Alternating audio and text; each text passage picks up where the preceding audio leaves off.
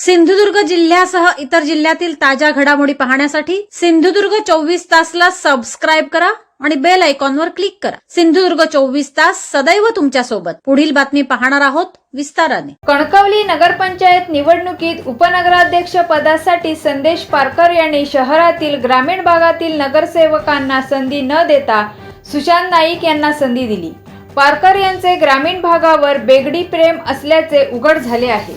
आमच्या काळातील कुठल्याही कामांची चौकशी करावी, चांगल्या कामांमध्ये विकासाला साथ देणार असल्याची माहिती नगरसेवक बंडू हरणे यांनी दिली। नमस्कार।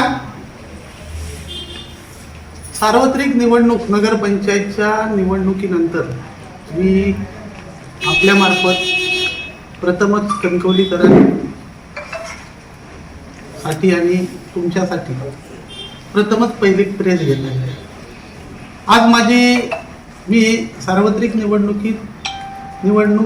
हरल्यानंतर उमेदवाराची नगरसेवकाची तरी सुद्धा मला माझ्या भारतीय जनता पक्षाने नगरपंचायतीत स्वीकृत सदस्य म्हणून काम करण्याची संधी दिली।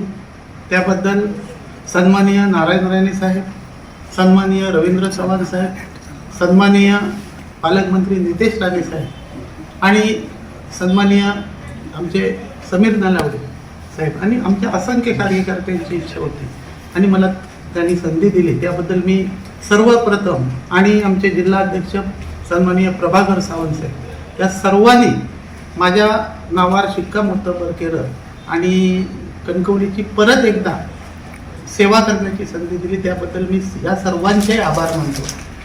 कणकवलीच्या निवडणुकीत नगराध्यक्ष म्हणून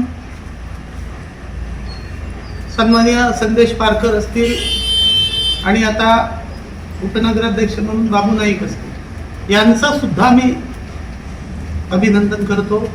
कणकवलीकरांनी सर्वात 5406 सर्वाधिक भारतीय जनता पक्षाला मतदान केलं।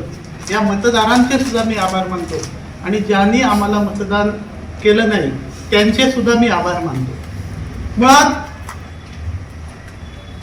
कणकवलीच्या जनतेने आम्हाला 9 नगरसेवक देऊन 17 पैकी बहुमत दिलं होतं आणि या बहुमताच्या जोरावर कणकवली एक दिल्लीला कणकवलीकरांनी कौल म्हणून आम्ही सन्माननीय आमचे नवनिर्वाचित सदस्य जे राकेश राणे आहेत यांना आम्ही पक्षाने उमेदवारी दिली होती।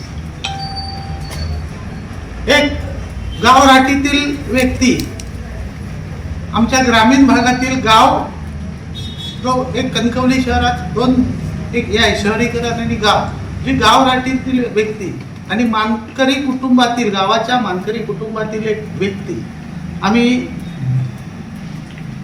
उपनगराध्यक्ष पदाला आमचं बहुमत असताना आम्ही दिलं होतं।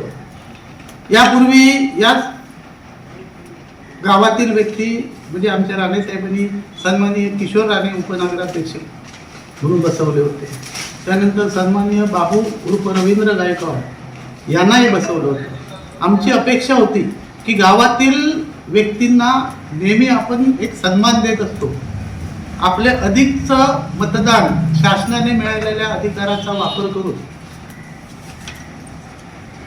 नगराध्यक्ष संदेश पारकर नेहमी माझं गाव म्हणून सांगत ते फिरत असतात, नेहमी त्याचा उल्लेख करत असतात। आज त्यांनी दाखवून दिले की ते गावाबरोबर राहिले की कोणाबरोबर राहिले हे आज या निमित्ताने त्यांचं गावावरचं बेगडी प्रेम समोर आलेलं आहे। असो,